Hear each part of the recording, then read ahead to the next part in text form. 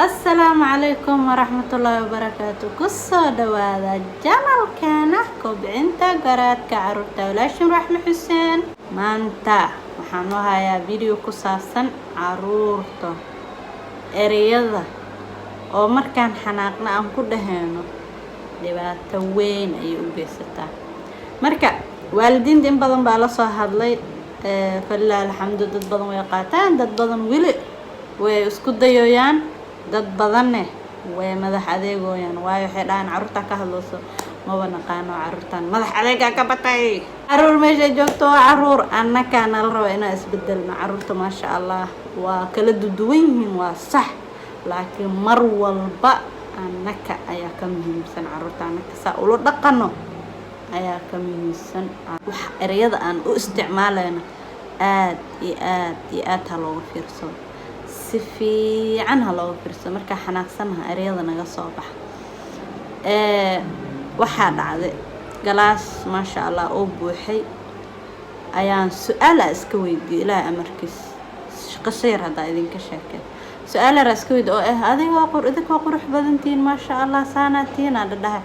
mid baa gacanta ma qurux badne. maxaa dhacay? maxaa u qurux badne? madaxa ma ujeedid? sheega madaxaad weynka ka batay. subxaanallah, ilaahay madax ku siiyo qurux badantaa, madaxaad u qurxay. weligaa ma maqlay madaxayga qurux badan. mid kala soo booday ay lugahan dheer mu bateen. mid kala soo booday calooshaan mu ujeedid? caloosheed foolxumada ka batay, calool weyn aa leedahay. mid kale mu ujeedid? caatada mu ujeedid? subxaanallah, carruurtan waxaa soo dhan ku dhaheena iika meelay ku xirtaan. hal mar aan dhahnay waa iska sii ilowin, laakiin iika meelay ku xirtaan. markaas hadda waxaa dhaheena cunugii muxuu wax la bari laayahay, cunugii muxuu hadal u maqli laayahay, muxuu la madax adag leeyahay. marka ereyadaas oo meel ay ku xirtaan ayaa dhibaatadas keeni karta. ereyada aan isticmaalayno oo iska dhaheeno ilmaheena waxay ku reebtaa wax dhow oo ka kabsan karaan ama mid dheer oo laga kabsan karin.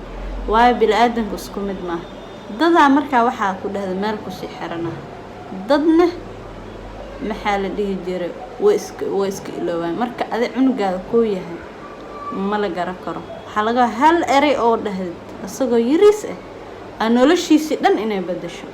marka intaa erey xun aan dhihi lahayn, ereyo wanaagsan inaan dhahno oo ku bedelno hala sameeyo walaalayaal. carruurtana fiir dhibaatada haysta, haddii caatiyiin oo lagu caynaa, haddii butac yihiin oo lagu caynaa, haddii maxaa la dhihi jiray dheer yihiin oo lagu caynaa, balaayo dhirka badanaa leeyahay.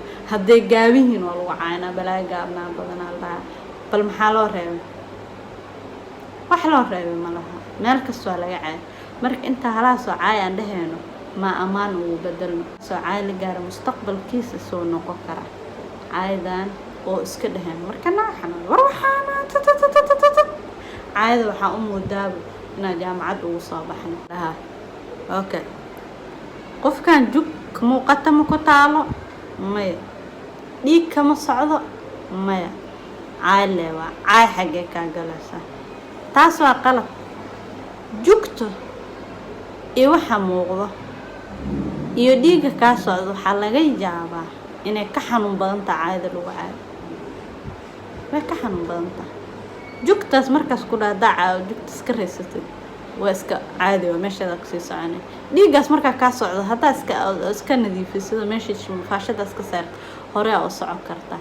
laakiin caayda oo cunugii yar asoo lagu dhaha meel uu ku xirtay oo mustaqbalkiisii dhan oo ka dhigtay sidii wanaag ma sidii kale ka dhigtay ayaa ka xun.